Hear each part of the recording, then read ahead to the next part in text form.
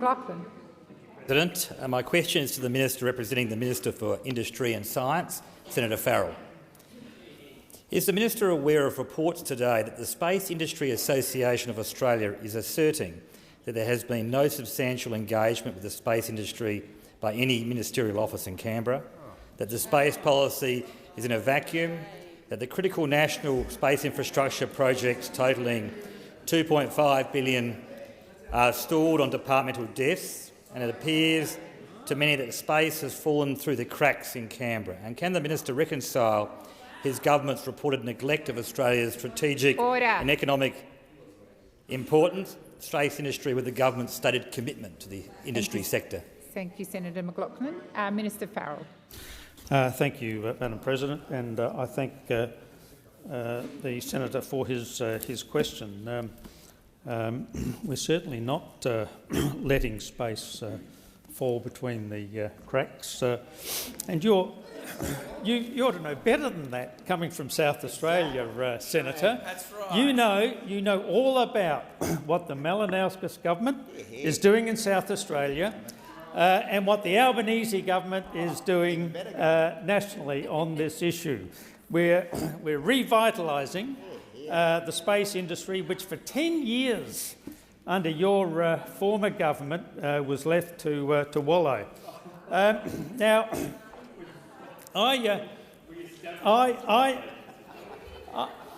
you ought to know, Senator, exactly what's going on. For instance, in Port Lincoln in South Australia is going to be the basis for further space exploration, further launches of rockets into space. Now, I was recently in the United States, and I met with a company that's looking at Port Lincoln to build a new space station. And the idea of this space station, you'll like this. It's a centrifuge.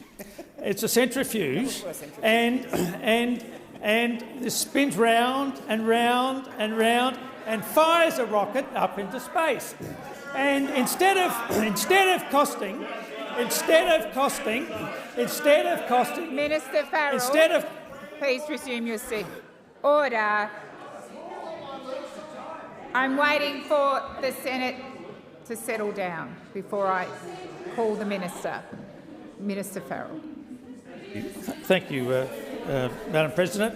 And it fires a rocket up into space, and instead of costing about $2 million per rocket launch, that costs about $250,000. So it's going to significantly reduce. Thank you, Minister. Your time has expired. Senator McLaughlin, first supplementary.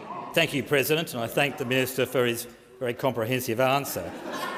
And can I ask him, arising from that answer, explain the Space Industry Association of Australia's revelation that no space industry representative was invited to the government's Job and Skills Summit last week, despite the sector employing more than 10,000 workers and contributing billions to the national economy?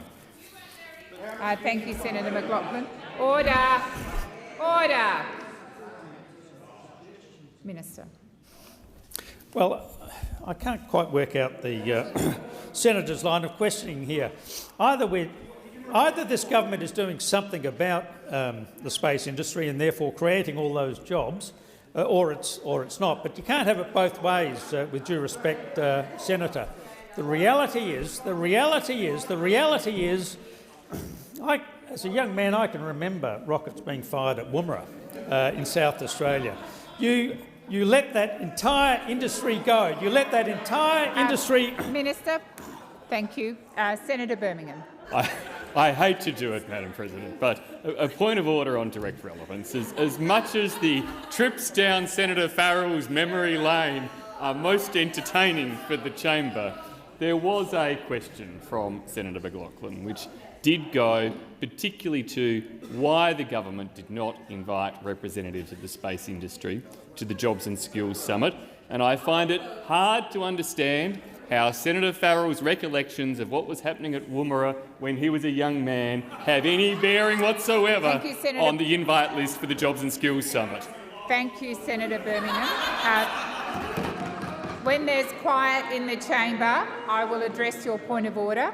I will redirect Senator Farrell to the question, which was specifically about the Jobs and Skills Summit. Thank you, Minister. With due respect, President, I thought I'd answered that directly in my first sentence. That didn't make any sense for what the senator was asking. Look, the fact of the matter is that the Jobs and Skills Summit that we held last week and that Senator Gallagher had a very significant contribution involved a whole range. Thank you, Minister. Your time has expired. Senator McLaughlin, second supplementary. Western Australian. Order. Minister, as you'll be aware, the government is yet to respond to the inquiry of the other place into the developing Australia's space industry, which reported in December. And can he please advise the chamber when we will receive a response to that report? Thank you, Senator McLaughlin. Senator Farrell, Minister. Well, let me tell you, and I'll reiterate what I started my comments with these questions about. The Malinauskas government in South Australia, very fine man, Mr. Malinauskas, and the Albanese government at the federal level will ensure that the space industry flourishes in this country. We're all about bringing industry back to Australia. You let it go. Do you remember about Holden's? What you did to Holden's in South Australia? What you did to Mitsubishi? Oh, that was a long time ago, but... Minister, please resume your seat. Order. Senator McGrath. I'm sorry. When those on my left are quiet, I will ask Senator Birmingham for his point of order. Thank you, Senator Birmingham. President, again, a point of order on direct relevance. We seem to be on the rather earthly matters of cars at present from Senator Farrell, rather than, of course, the actual question that relates to the space industry and the jobs from the space industry. Thank you, Senator Birmingham. I do note Senator Farrell was just getting started, but I'm sure he will get to the directness of that question. Minister.